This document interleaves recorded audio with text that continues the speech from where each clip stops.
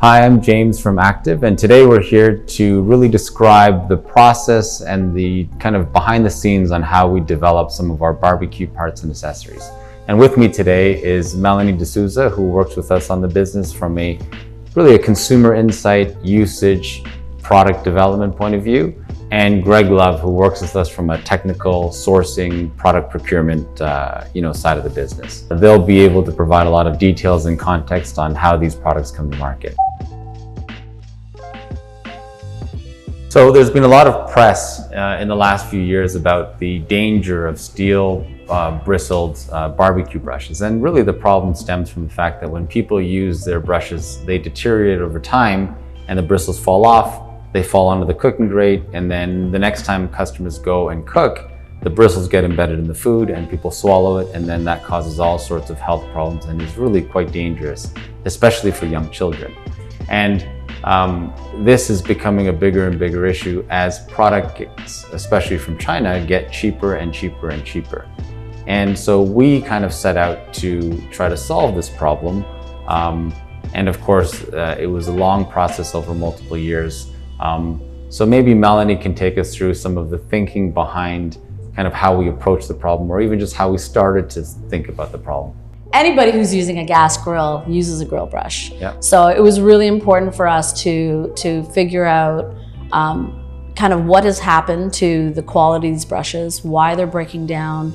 And really we went out to the market to do that by purchasing all the brushes that we can find and testing them. And what did you find? Did you find any brushes out there? So not one of the, it didn't matter if it was a $3.99 brush or a $24.99 brush, every single brush had bristle loss.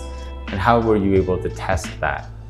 So we actually originally sought some guidance from a lot of third-party testers like Bureau Veritas and a bunch of other people to try to figure out whether or not there's actually standardized testing out there for grill brushes, and whether or not we could just kind of put a lot of these brushes through the ringer and figure out what the findings would be. But there actually is no equipment out there right now that actually does the testing that we would need. So we went out and developed it on our own. So I believe, Greg, you were part of that development process and you actually built the testing station that we developed. So tell us a bit about the process of that and what that testing station does. Well, we needed to know a few things about the brushes themselves. We needed to know how long they would last on the sweeping motion that a customer would use cleaning his barbecue. That was the first thing. We had to have it adjustable for weight, depending on what kind of weight would be on the brush itself. And then we also wanted to have a variable speed on it to speed it up or slow it down, depending on what we felt the true situation was out in the field. And so we were able to test basically every brush on the market at different weights and different cycles. And in a nutshell, what did we find? We tested dozens of brushes out there. We wanted to test a lot of the stainless steel bristle ones just because they were the standard and wanted to make sure we still got a good clean. We found that the stainless steel ones, other than one or two exemptions, were very, very poor. They were the poorest performing brushes of the bunch. And so based on the numbers that we know in the market, the vast majority of barbecue brushes sold these days are these very low cost, cheap stainless steel bristle brushes. And that really poses a big danger to the public. And, so then, did we try making a better steel bristle brush, or what was the process after that? We started looking at the process of what we could come up with an alternative for stainless steel brushes. Health Canada was reporting incidents monthly, almost weekly in the summertime. And we felt that consumers would be looking for an alternative to stainless steel. Melanie, I know there's a lot of alternatives in the market that don't use stainless steel bristles. So right. Did you test some of those, and what were the pros and cons of some of those other solutions that were already existing in the market? Yeah, so I think there's two main primary brushes out there that are considered kind of safe brushes. So you have a nylon brush that one of the downsides is that this brush can only be used on cool surfaces. So where it definitely could be potentially rigid enough to remove all the debris from a cook surface, you're really only using it when the grill is cool, which is really not the way that consumers use the product. When do consumers typically clean their grill? Typically, consumers will start their grill on preheat and they will be cleaning their cooking grate. Yeah, so isn't it typical that, I think for most users, right, they're taught almost to burn off the product. That's right. And then to clean right after that. So what happens to a nylon brush if you try to do that? It definitely will melt. So if you, and again, yeah, like you said, it's at the beginning of the cook, and it's also at the end of the cook, right? Because usually customers want at the end, they're kind of burning off again, and they're still kind of brushing over a hot cook surface. So yeah, the bristles will definitely melt. But I think we're not saying that nylon bristles are not effective, but I think Right. When they can be used is limited, right? Because if they're used when a user typically preheats or at the end of their cook, Right. you're going to run into some problems. That's right. So that's nylon, and what is the other materials that are used? Would be Palmyra, so all the natural bristle brushes that are out there, which have their own challenges. They're not as rigid, so the cleaning you definitely are probably going to go through it a lot quicker. It also will burn and kind of, the bristles will break up at high temperatures as well, and with abrasion. So they do wear down quite quickly. They are safe, so if a bristle does fall off and is consumed, it's safe for the consumer.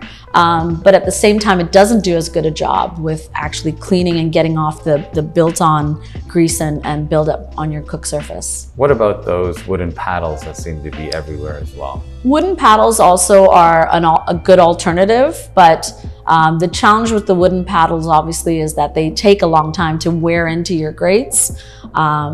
And they also, again, because they're forming to your grates with the kind of repeated push motion, it does take a little bit of time to get to that point where they're doing the job you need. Okay, and I think we investigated, multiple types of metal bristles as well, right? So I think there's not only the metal bristle design, there's also coil designs, there's also different ways manufacturers are using metal to clean the brush. So can you describe some of the other stuff that we found? Yeah, one of the issues was with the stainless steel bristles, they're so small, it's hard to see them. So the coil brush, which you'll see in the market, has a much larger diameter wire on it, and it actually functions, it lasts longer, functions fairly well. It's not perfect, but it functions well. And we offer it as an alternative. And so why not just stay there, and why not just offer different coil brushes? Like, why did we move further beyond that? We felt that the coil brush didn't do as good a clean as what it could, and depending on the types of stainless steel you use in it, it can be rather brittle and will not move and conform to the dimensions of the cooking grid. Okay, and then so where do we go from there in terms of looking for an alternate either design or material to develop the brush? We wanted to look at something that would withstand heat, would also withstand abrasion, would do a good cleaning on the grill itself. So we looked at what we call pure polymer, a FDA approved bristle that actually withstands heat up to about 650 degrees. So that allows a customer to clean his grill before he starts cooking and also clean it after. When you say it's FDA approved, what does that actually mean? It's important for the customer to know that the bristle is FDA approved by the Food and Drug Administration of the US. It's safe to use, so if a bristle did come off in the grill, most likely it would burn off, but if it was ingested, it's completely safe. That's great. And so I imagine that this material is not commonplace or easy to find. So tell us a bit about what it took to kind of get the material, test it, and kind of what that whole process was. Yeah, we basically went all over the world looking for the material. We obviously tried to source it at our manufacturing base overseas. We ended up in Europe with a couple of different companies that produced pure polymer over there. And that's where we ended up sourcing it. And so that's where the polymer comes from today? It's a German-made polymer. Excellent. And so even when designing the brush, Melanie, maybe you can take us through some of the kind of iterations that we did as it related to bristle length and thickness and how stiff we wanted and why that's all important to the performance of the brush. For sure. I think starting with the brush pad itself, obviously we wanted to consider the quickest way that customers can clean their cook surface. So a lot of basically looking at kind of a horizontal rotation versus vertical, and what would be better for the consumer. So we did a bunch of kind of testing with consumers to figure out, what they enjoyed the best, and what took the least amount of time, which was actually the horizontal positioning. When we were looking at the orientation of the brush, Right. obviously that's one thing in terms of cleaning surface and area. Right. But what about the bristle length? Kind of the number of bristles per almost follicle, you guess. Yeah. Or Yeah. even the length and thickness. So, what was the process around that? So when we started out, we definitely we were looking for, again, that the same kind of rigidity that a wire brush would have, like a steel wire brush would have, but we wanted to make sure also that it would actually still be able to not scrape the surface, but clean the surface without damaging, if it had a porcelain coating or something like that. Now, is that something that happens? Can you actually damage a porcelain coated cooking grate? Absolutely, you can. Yeah. So we and I mean a lot of porcelain coated cooking grates, usually they recommend more of the nylon or the Palmera type brushes. So we really wanted a brush that would be able to be used on all cook surfaces. But again, that rigidity comes from the amount of bristles within each follicle of the brush. So we really did play with that a lot, actually, to figure out, okay, what was the appropriate length of bristle, how many bristles we need, and even, in considering bristle loss, we wanted to make sure that this would be a brush that would stand up to the test of time, So did you subject this new brush to the same kind of testing as you did with the stainless bristles, and did we lose any kind of bristles in our brush? We did. We tested different lengths of bristles themselves and different orientations of them and ran them through the testing. And just to give you an example of comparison, we were losing between 20 and 50 bristles doing a stainless steel wire brush in 1,000 cycles. Thank you. We actually ran one of our brushes up to 600,000 cycles and lost 20 bristles in that whole time. So if I could kind of summarize, it's really, not only is it a safer bristle in terms of material, in terms of being FDA approved, but even the way it's designed and put into the head really tries to minimize any sort of bristle loss when using the product. Yes, that was one of our primary goals, to make sure it was functional and safe and made of good quality and would last basically forever. So Melanie, talk to me a bit about the actual design of the product itself. It's got a very unique kind of look and design and feel, and I think it also has some additional features on the product as well. For sure. So the handle for sure is probably one of the nicest in terms of offering the customer everything that they would want. So they need something long that keeps their hand away from the temperature of the cooking surface as they're cleaning. So we have a nice long handle, but also again the brush pad itself and kind of that horizontal rotation that it has. Really, really nice, super easy to use and comfortable in your hand, and very durable. Like anybody who touches this grill brush is going to say it's likely going to last forever. That handle's never going to die. And Greg, what's the material of the handle itself? Most of the brushes that are in the marketplace right now are made of polypropylene, which doesn't have that high of a heat tolerance. We actually went with nylon, which almost doubles the amount of heat tolerance you'd get with the handle. Obviously, I think what we've also found in our testing is that, it's kind of a trade-off, right? So I think the pure polymer that we're using, as Melanie was saying, it's a balance between rigidity to be able to scrape dirt off, but not being too stiff to potentially damage the cooking grate, but also being flexible enough that it can kind of contour itself to the different types of cooking grates, whether it's round or whether it's kind of squarish or having troughs. But what about in those conditions where you do have some areas that are really caked on or really burned onto the surface? And depending on how somebody maintains their grill, they're going to have those things on it. We definitely included, and on all 3 brushes now, we do have scrapers. So you do have a standard stainless steel metal scraper that you can kind of get into those deep corners of the grill to remove any kind of buildup that you have. That's great. What we really set out to do was make, what we feel is the safest and the best grill brush on the market, considering all factors. So from a safety point of view, from a feel point of view, from a performance point of view, we really spent about 3 years developing the product from testing to the final product.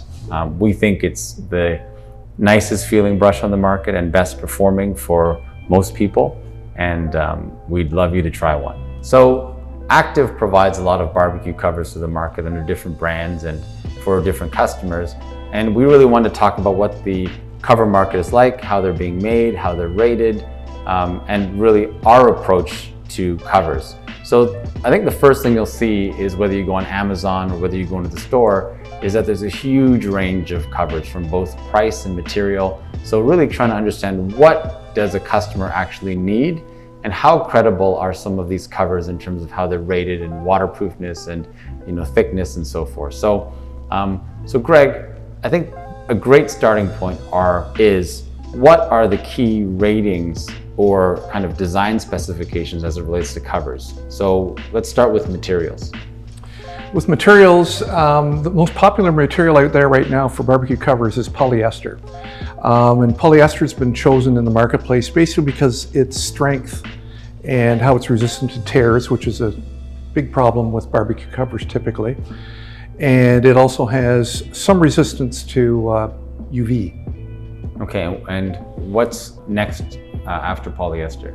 Sure, there's many different grades of polyester, and it's rated by denier, which is the thickness of the threads that are inside, which gives it its weight.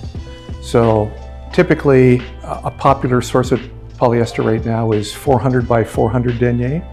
The upgraded to that is 600 by 600 denier, which is one of the top performing polyesters in the So that would almost be like a thread count in terms of bed sheets and so forth. Yes. So typically the higher the denier, would it be the heavier or thicker the material would be? Both, yes. Both. And what is the advantage of having a heavier or thicker cover? Back to that resistance to tearing, resistance to puncture, lasting longer in the field. The longevity of covers is longer, the heavier the weight of the fabric is. But isn't part of how long a cover lasts in the field, how it looks? So what are the factors that impact what a cover looks like over time in the field? One of the biggest challenges to barbecue covers and the fabric that we use is resistance to UV, the sun's rays. That's one of the hardest things on covers themselves.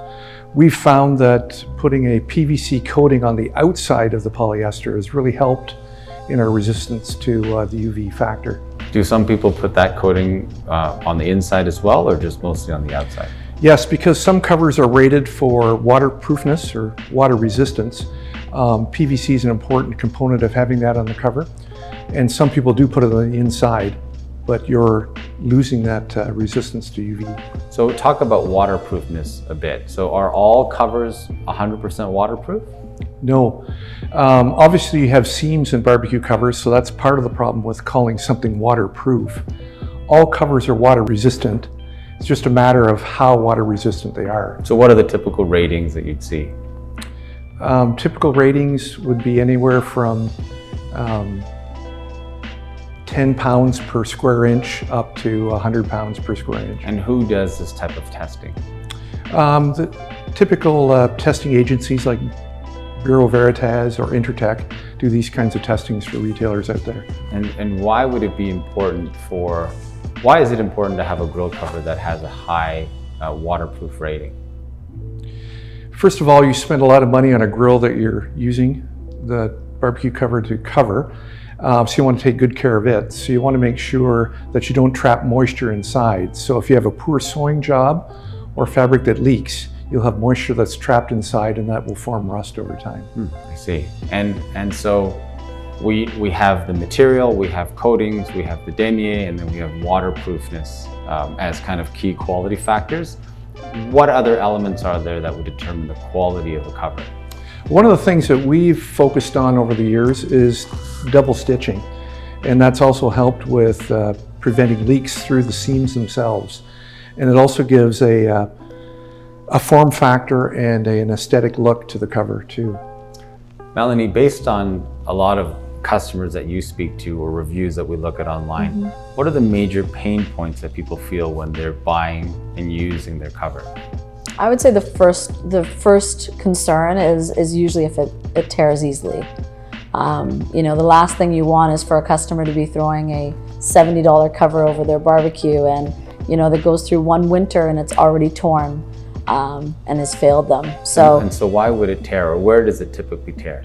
It typically tears usually if the grill cover is actually not fastened correctly. Any wind and movement within the cover can basically it's adjusting on the actual grill itself. So it could be side shelves, the lid. Those are kind of the key points where it usually will tear. So from a design point of view, we'll leave the actual quality of the cover aside from a sec, but from a design point of view, what do you guys do to kind of make sure that it doesn't encounter those tearing situations, or what do we do in terms of stitching or fit or anything like that?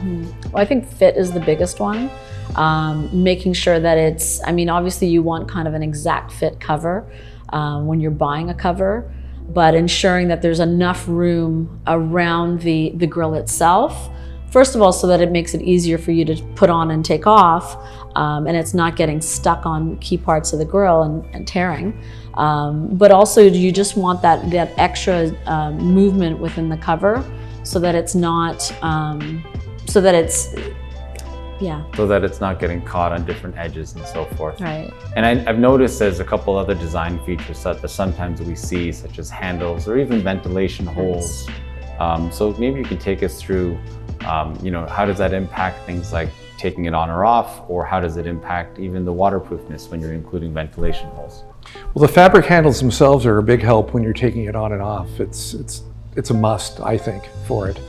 And we've incorporated vents under the fabric handles themselves to take care of any moisture buildup in the cover. I've seen a lot of product on Amazon and other kind of online stores, as well as in the retail kind of landscape, that really, it really runs kind of the spectrum of different thicknesses or materials. So I believe we've done a lot of exhaustive testing on most covers in the market, which is kind of what we do when we get into a project.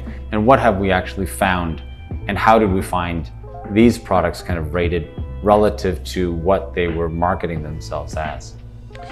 Looking at the market, and especially online, we're finding a lot of claims that manufacturers are making that the polyester that they're using is much higher in their claim than it actually is when we test it.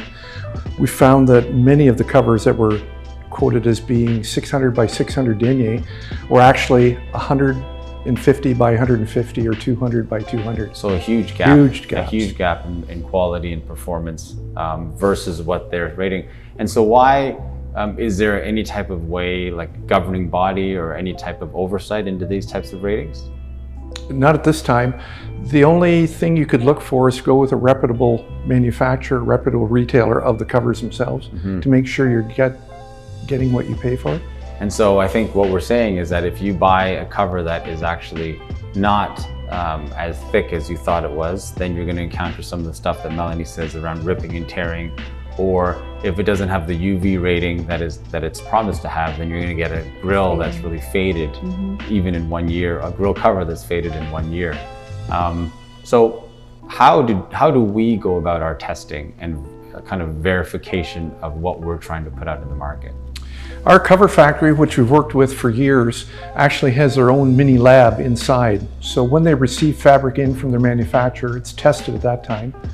And we actually run our product through on a yearly basis, doing random testing to make sure we're following the protocols that we need. Do we use any third-party validation to kind of ensure that even what the factory is telling us is true? Yes, we've used Bureau Veritas many times in the past. I think for most customers, I think when they're buying a cover, it's to protect their purchase. Maybe you could walk us through, Melanie, what is really kind of the ideal cover for them? Is there even a thing as an ideal cover for them in terms of thickness or waterproofing or anything like that? I think, yeah, I mean, the starting point, first of all, is getting a cover that they're actually going to use and they're actually going to put over top of their grill, and it's, to cover their product. But definitely, I think you get what you pay for a lot of the time. Of course, when you go into a store, they're all kind of boxed or bagged. It's very hard to see what you're getting. But again, if you're buying from a reputable retailer or manufacturer, usually they do list some of the specs. And I think the most important, of course, is probably looking for something that has, some kind of rip strength, like that they're saying that it's not going to tear or rip on you, that it's not going to fade, because of course you don't want a barbecue cover sitting on your back patio that looks terrible. Mm-hmm. And then of course just making sure that it's waterproof and it fits your grill correctly. So Greg, what would be, in your opinion, kind of the bare minimum specs that you think would satisfy most users, and what type of benefits are they going to see by kind of spending up and buying kind of the next level up? I think the minimum, in my opinion, would be a 400 by 400 denier cover. A real 400 by 400. A real 400 by 400 denier cover, yes. If you have an expensive grill and you want to take a little extra care with it, you can go up to the 600 by 600 denier. Make sure it has fabric handles or some kind of handle to lift off and keep it on. Make sure it's vented. And also we add on ours, I think it's one of the unique features, we have 2-inch hook and loop that we use to seal and hold the covers onto the grills themselves, which you don't think is that important until you're trying to take it on or pull it off in the wintertime. It'll withstand a lot of wind and keep your cover quite steady and sturdy. Well, thanks for the information, guys. I think if you're wondering about the quality of your cover or the cover you're about to buy, I think understanding some of these basic terms and specs should be very helpful to you. If you have any more questions or comments, not only about covers in general, but how they're made or how they fit or how they're used, please leave a comment and we'll try to get back to you with some more information on this product category. One of our interesting products that we're manufacturing right now is under the Vermont Castings brand, what's called a flameless lighter, or what are we calling it? Electronic lighter. Electronic lighter. So bolts, basically you develop the bolt lighter as an alternative to barbecue lighters. It was a trend in regular personal lighters, mm-hmm. The flameless, and we wanted to kind of bring that into barbecue lighters as an alternative. And so what are the advantages of using like a flameless igniter for your barbecue? I think the first one obviously is that the fact that it can be recharged. So, I mean, you're not worried about, or you're not always running out of butane and then having to go and kind of replace it all the time. You can just plug it in and charge it. Mm-hmm. And does it work essentially the same as a regular barbecue lighter? It does. It definitely does work the same as a regular lighter that you'd light candles with. Or the main difference would be that you don't have this very large flame on the end, so you really do need to get a little bit closer to whatever it is that you're trying to ignite. Mm-hmm. And where and how is this made in China? It's made in our lighter factory in China. It's a lithium battery charged lighter that the factory has used to power an electronic bolt that does the actual lighting. So describe to me how it actually works. It sends a current and then kind of has a little bit of a spark that goes through it? Yes, it works on the electrical system where they've got 2 poles at the end of the wand, and electronic bolt is shot up the one side and it jumps across to the other port, and that causes the flame. Have we seen other products in the market like this specifically for barbecue?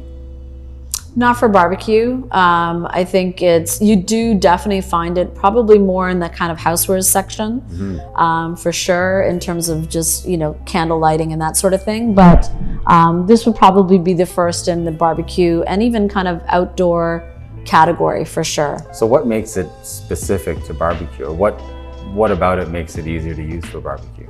I think the length, in general, a lot of those butane type barbecue lighters are a little bit longer. This would be the same. It still has a little bit of a longer handle. This one in particular has a flexible neck on it. So it does give you a little bit more flexibility in terms of how you're lighting things, because you're not always kind of over top of something directly. You might have to go around a heat tent or something like that in order to ignite. Do we have any data or information on how long this lighter will last? Yeah, each battery charge will last up to 100 lights. Right, and so how long does it take to charge the unit? Between 2 and 3 hours. Great. And do we have any information on how long the battery will last, and is it replaceable? The battery's not replaceable. It should last 3, 4, 5 years, depending on how to use. Great. Well, I think it's just a neat product. It eliminates the need for, again, as Melanie was saying, replacing fuel or being out of fuel on those small butane lighters. And it's always easy to recharge and have around the house. So if you have any more questions about the spark lighter or the bolt lighter or whatever name we're calling it these days, please leave a comment and we'll get back to you as quickly as we can. We're going to talk about one of the products that I think is pretty fun and interesting. I think we do a lot of different parts and accessories, and of course a lot of utensils as it relates to the barbecue program. And we're always trying to find something interesting or unique or develop something on our own. So maybe Melanie can take us through a little bit about the development of this unique item. Sure. So our 2-in-1 spatula and tong we just launched this year. It's a great item, mainly because it kind of pulls in 2 tools into one. We all know storing tools is a headache, a pain, because you never have a drawer big enough for barbecue tools. So it allows you to kind of save some space. So how did you decide that it should be a spatula and a tong? We just took the most used tools in barbecue for sure, which would be a spatula and tong, and put those 2 together. And so what would be an example of when you would use a spatula and when you would use a tong? Certainly. So obviously spatula, hamburgers, stuff like that. I would use a tong if I'm turning vegetables or turning steaks even. Something where you kind of need to get into the corners of a grill, something where you require a little bit more dexterity, you would use a tong for. Right, and so take me through a little bit about the actual design process of the product and how that came to be, because I know for us, we don't just go typically and buy a product off the shelf when we see it. We actually have a much more involved design process. For sure. I think, with any of our tools, the first thing that we're always looking at, again, is getting that kind of the right length of tool. That's pretty much critical for any barbecue tool. It has to be nice and long so it keeps customers' hands away from the heat. And also a comfortable grip and something that's kind of easier, because this tool is two in one. You actually have a little lever that you have to turn in order to kind of open with one finger quickly and easily. So the grip of the tool, it was really important for us to figure out. When it came time to manufacture the actual product, how did you go about selecting the factory and materials and kind of that whole process? We took the drawings that our designer, James Casey, had put together for us based on the attributes that we were looking for. And we have a few factories that we deal with, and we gave them the drawings and got feedback from them. They gave us some other manufacturing restrictions or suggestions that they had for different widths and different lengths, or just slightly modifying those. And based on our experience and the quality of those factories, chose the one that currently makes it. And what are the materials that we're using in this product? We're using stainless steel, and polypropylene inserts into the handle to make it comfortable. Why would somebody buy this product over just buying like a tong and a spatula? I would say, again, because it's 2-in-1, you're probably saving some money. And also the fact that you only have one tool to store and one tool to use, I think it's just very convenient. So if you're cooking like multiple types of food on the same grill, yeah, you can quickly and effortlessly switch from spatula to tong by the flip of a button. So it's pretty easy to use. Right. The future direction for Active in terms of the barbecue parts and accessory space is really going to be trying to leverage our expertise in consumer insights and product development, and of course manufacturing, and being transparent about that whole process to bring more value to the end user in terms of different products and technologies and features and benefits and materials. Again, the whole objective being to bring products to market that are not only good to use, but at a valuable price. You know, Melanie has a lot of experience in the outdoor cooking market, so maybe we can explain how that experience in kind of full-size gas grills or pellets or charcoal grills, how insight and expertise in those markets translate into development on parts and accessories. Sitting with customers and watching how they use the products and listening to their comments, listening to their frustrations, and you know, just really getting that kind of real world information that can, you know, that helps us kind of take it away and kind of make sure that when we're building the next spatula or when we're building the next, you know, smoke generator or next product that customers can use, that we're making sure that it kind of hits the mark on all the stuff that they were concerned about to begin with. Yeah, and I think that's exactly right. You know, so we're not just trying to just kind of tweak something that exists in the market just for the sake of having something different. We're really trying to have a point of view based on some real world observations that we're having. And from a manufacturing and design and production point of view, I think the question should be, you know, how do our products stand apart from kind of some of the stuff that you see in the market, right? Well, I like to think with the experience we have with our manufacturers and the designs we give them to produce, that we're putting a product on the market that will last and will function and meet the customer's expectations. What sets us apart from a manufacturing point of view from all the different products and potentially brands that you see out at retail and Amazon? Because, you know, you can buy a barbecue tong for $5 or you can spend $20 on one. So really at the end of the day, why should they buy the $20 one, or what kind of sets it apart? I think that our main attribute, I guess, as a manufacturer of barbecue parts and accessories is the fact that we see kind of the end result of that. We have the relationship with the customer, or sorry, the retailer. Yeah. But we also have a relationship with our customers because we manage our own after sales and support our products kind of through and through. So basically from the manufacturing process right to end use, we gather all that information and can kind of use that to our advantage to quickly and effectively you know, correct any issues or improve on our products. And I think that's a big difference than kind of a lot of the stuff that you see on Amazon. I mean, it's really interesting. Greg, I think you can probably answer this, but well, we or our teams are in multiple different factories in China that typically build for multiple brands.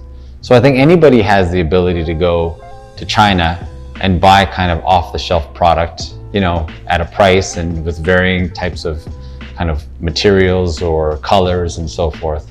But really that's not, in my opinion, you know, that becomes a very commodity product, nothing really special about it. So I think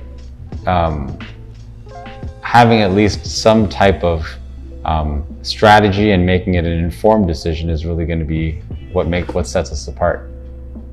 We're users too, so we have a certain standard that we set for ourselves too when we're looking at new products and what we think the end user is going to be using it for and expecting. So. Yeah, and I think another good thing to talk about is some of the expectations that our retail partners place on us. So I think we are held to a very high standard because when we try to ship to a national retailer, they're going to do a bunch of things like factory audits or material audits or even product testing that perhaps some of the brands on Amazon or these direct-to-retail companies, they don't have to meet those standards. So maybe, Greg, you can talk a little bit about some of those requirements that are placed on us by these national retailers. Most of the retailers that are out there now, the national ones, require products to be tested either yearly or per shipment. And they're held to certain expectations of resistance to rust, deformation when dropping, and that sort of thing. So those tests being put into place make sure that we know what the requirements are to follow to have a product that we feel good about having on the shelves. Yeah, and I think that experience and that knowledge of the standards really goes to protect the customer as well, right? To make sure that the product, what they're buying, how they're using it, is going to be a good experience and also doesn't contain, let's say, poor materials or anything toxic, and really meets all standards that are really for the safety of the customer.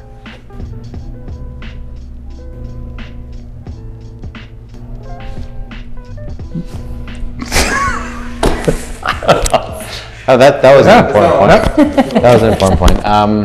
I think our strategy as it relates to product is not to try to just bring out as many products as possible. I mean, we went through a whole exercise of kind of trying to narrowing down the assortment to products that we felt would deliver the most value and be used the most by consumers. So I think we're trying to be selective in what products we're bringing to market, but also try to bring some stuff that might be a bit more innovative or unique. So do you have an example of one of those products that we think maybe is on sale today, but maybe with our own approach, we can make it a bit more popular or valuable to the consumer?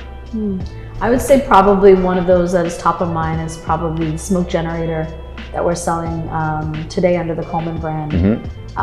That product, with the emerging of, the emergence of pellet grills and smokers, kind of customers getting familiar with this kind of new extension of grilling. A lot of people might not have the income to buy 2 or 3 different grills. So really what that product does is it allows customers to kind of to get the smoky flavor that a smoker would provide, but within the gas grill. So it's actually an accessory that you would add to your barbecue. So so again, take us through the process. So what's the difference of them just going on Amazon and buying the cheapest smoke generator they can find versus perhaps buying something that you design and produce? I think the main difference would be the fact that we've tested it kind of through and through. So we've gone through our battery of tests and made sure that, okay, this actually does what it says it's going to do. Because there are nuances in the product that you have to know. And you only figure that out when you've tested a bunch of different versions. So you can't just buy any smoke generator because it's not going to be, it might, if it says that it works for the 6 to 8 hours that ours does, you might find that it actually only lasts 2 hours or it might have other issues. Yeah, that's a great point. And so, and Greg, that's a great kind of point, which is a lot of these factories manufacturing these parts and accessories, would you say they have a high degree of expertise as it relates to some of these kind of real world cooking situations? No, most of the factories don't have that kind of expertise at all. They're just either copying a product that's already in the field or making one up themselves that they're throwing out onto the market. So I think a lot of the product that we're actually seeing on Amazon is really just a copy of a product that exists. So then you might even have some patent issues or intellectual property issues there. Or it's just like a twist on something that exists for a long time, but really there seems to not be a lot of real world testing or application of the product. You're right. Given how many parts and accessories are on the market, right? Anything from a basic spatula all the way to instant read thermometers, to smoke generators, to covers, to, oil brushes and everything. Melanie, what would you say are the top 5 essential tools that any kind of outdoor cooking enthusiast would need? So I would say I would start with the spatula and tong, okay, which can be used on gas grills and pellet grills and smokers and all sorts of stuff. Yeah. I would also go with an instant read thermometer, which I think is critical also with a lot of this low and slow cooking and stuff like that. I would say definitely some sort of topper, something that you can use for delicate stuff like fish and other things. So it could be a griddle topper, some sort of flat surface, because we're finding that customers are really loving that as well. I think you got one more. I got one more. Fifth, I would say grill brush. Oh, that's an easy one. Right. And Greg, what would you say? Top 5? Some of them would be the same as Melanie's chosen. Spatula and tong for sure. And I'm a big proponent of the digital thermometer. I think food nowadays and preparing it, people are being more precise in what the food needs to taste like when they're done. It's more of an experience when they're grilling as opposed to a job. Also griddles, whether it's an insert that goes into your current barbecue now. A cast iron one is a great idea. And again, a grill brush. So important. I forgot about covers. Covers, yeah. You gotta cover your grill, people. Don't forget about the covers. That's great. I think that's helpful to people that are looking at all the accessories and wondering where to spend their money. So over the last few years, one of the most important pieces of your barbecue, called it toolkit, is the instant read or digital thermometer. And we make a version under the Coleman brand that is an instant read digital thermometer. And really, I think it's now an essential part of anybody's toolbox, because whether it's for low and slow or for hot and fast cooking, it really ensures the proper temperature of the food, and for not only for food safety, but just how well the food comes out. So talk a little bit about what makes the Coleman digital thermometer unique. We spent a lot of time looking at the different digital thermometers in the marketplace and came up with some of the most important things. The first one we feel is most important is the speed to temperature. You're in a hurry when you're out there, you have certain things to do on the grill. You only have a few seconds for checking temperature. Ours reads the temperature in about 2 seconds, 2 to 3 seconds at the most. The second thing we looked at was easy to read, large print on it, so it's backlit, so you can look at it at night quite easily and get a reading. It has buttons that will hold the light, will hold the temperature, so you can pull it away and look at it later on. And storage. It folds up and stores easily. It's got a magnet back on it, so it can be stored really anywhere if you want to leave it with your grill or take it inside. And so you talked about the importance of it being quick read, and you said 2 to 3 seconds. I know some of the major brands, or the leading brand out there, they tout that they are truly instant read and a lot quicker. So I'm assuming that the speed to read temperature, does it have any impact on accuracy, or is it just a speed thing? It's strictly a convenience thing where it's a speed thing to reading. It wouldn't have an effect on your preparation of food or cooking of the food. So, I think there is a bit of a price difference between, call it, some of the leading brands and, for example, the one that we do. But that, and let's call it the speed to reading, is really about kind of maybe is that a better sensor, or is just basically a more expensive sensor, or how does that work? Yeah, the circuits that power it are more expensive to buy for the super speed ones, which are probably about a second, plus or minus. I think anyone will find that a 2 second to 3 second one is acceptable. 5 second one seems quite long now when you're using it. That's great. But again, to reinforce the point, it really, that's about speed as opposed to accuracy. And so in terms of what we've chosen to bring to market at about, call it 2 to 3 seconds, accuracy wise, we should be on par with, call it the instant read. Yes, we're right on par. It's plus or minus 1 degree Fahrenheit. That's great.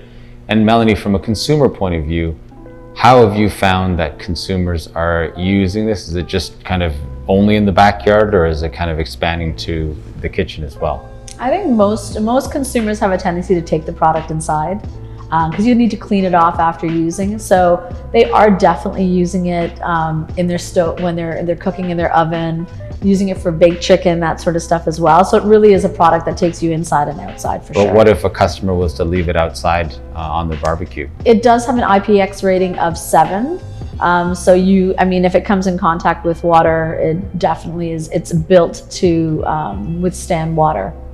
Great. I want to thank Melanie and Greg for spending time with us today, kind of illustrating kind of how we build and how we design and bring product to market.